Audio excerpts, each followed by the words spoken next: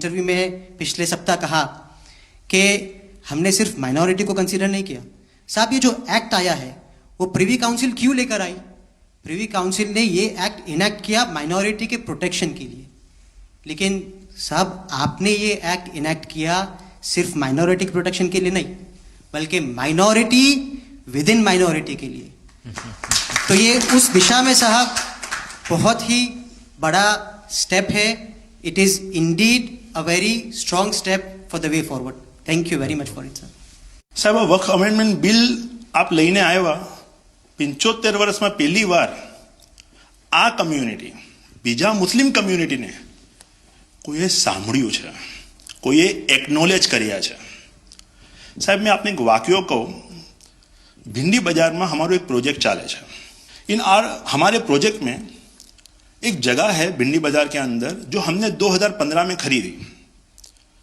हम मालिक हैं, बहुत मेहनत से खरीदी। उस जगह को 2015 में लिया, 2019 में कोई नासिक का और अहमदाबाद का शख्स जाके बोलता ये जगह वक्फ है। वक्फ तो वहां पे तो लोग रहते हैं, टेनेंट्स है, दुकानें हैं। एक 700 स्क्वायर फीट जगह पे कोई नमाज पढ़ता होगा जो कम्युनिटी हॉल होता है।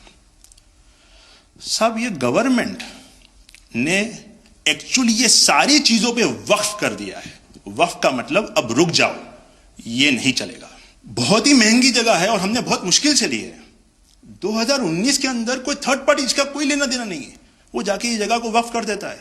तो सर कानून में बदलाव तो लाना होगा। जैसे हम देखते आ रहे हैं कि गरीब महिलाएं हो, कम्युनिटी विमेन हो, ये अगर पैसा आवक हो रही है और कानून में बदलाव आ रहा है, उसका फायदा कहीं ना कहीं पहुंचना चाहिए।